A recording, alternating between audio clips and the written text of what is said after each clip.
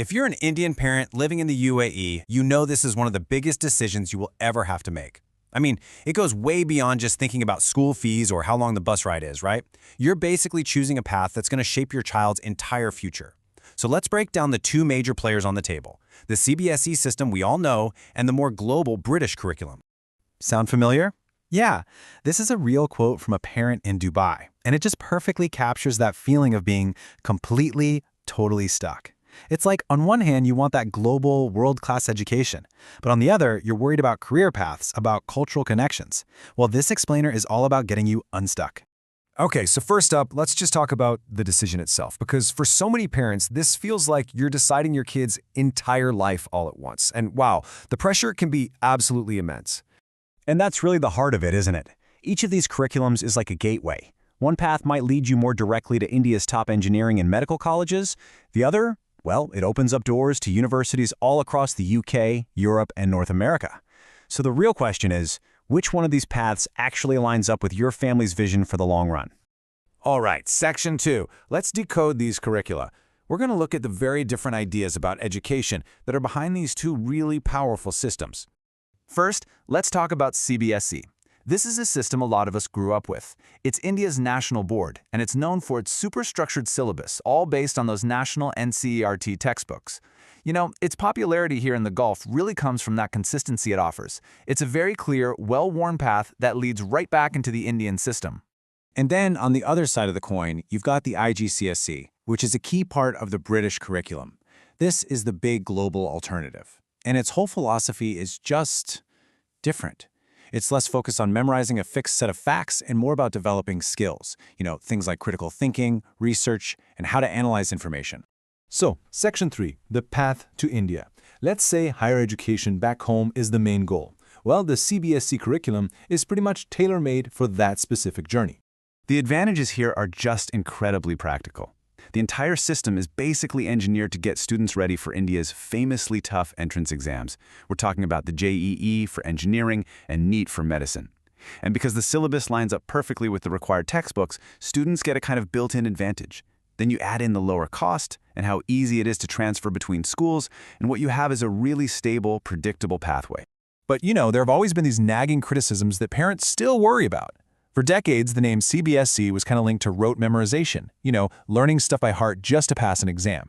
And that created this idea that it could kind of stifle creativity and maybe not prepare students for the type of thinking that top international universities are looking for. But here's the thing, and this is really important, things are changing. The CBSE of today is not the same one from 20 years ago. Thanks to India's national education policy, there's a huge push away from just pure memorization. The board is now adding in all these competency-based questions, and they're focusing on conceptual understanding to build the very same problem-solving skills it was once criticized for lacking. Okay, Section 4, the global path. So, what if the vision involves a university somewhere else in the world, and maybe a global career? Well, the British curriculum is designed for exactly that journey. I mean, the biggest selling point for the IGCSE is that it's like a global passport. It's recognized by top universities literally everywhere. Here, the focus totally shifts from what you know to what you can do with what you know. Learning happens through big research projects and applying what you learn in a practical way. And with over 70 subjects to choose from, students can really tailor their education to what they're truly passionate about. But of course, this path has its own hurdles. The most obvious one is the cost. We're talking it can be 4, even 5 times more expensive than CBSE schools. And since its syllabus doesn't line up with the NCERT, it definitely puts students at a disadvantage if they suddenly decide they want to try for a spot in an IIT or a top Indian medical college. And all that focus on independent research makes it academically tough, just in a very different way. All right, Section 5. Let's do a reality check. We've talked philosophy, now let's get down to brass tacks and compare the hard data on the things that really matter most to parents. And when we talk about cost, the financial gap is, well, it's huge. While there's a range for both, you can see that the top end for CBSE tuition fees is often where the British curriculum schools are just getting started. This isn't a small difference. It's a major, practical thing to think about for any family's long-term finances. So it really boils down to this.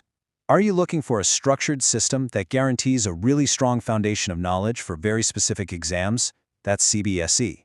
Or do you prefer a more flexible, skill-based approach where the priority is all about applying knowledge to solve real problems?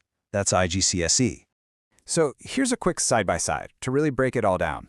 That best four category, that creates the clearest fork in the road, right? Indian exams versus international universities.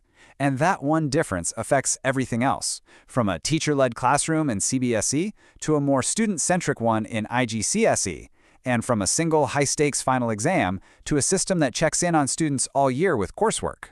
So last section, making your choice. How do you actually do it? How do you pull the trigger? Well, it really just comes down to answering a few very honest questions about your child and your family's goals.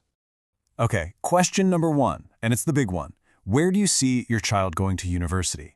Is the dream an IIT, a top medical college in India, or maybe even preparing for the civil services? If the answer is yes, CBSE gives you a direct, clear advantage. But if the dream is Oxford, an Ivy League school in the US, or university in Australia, then the IGCSE path is basically built for that.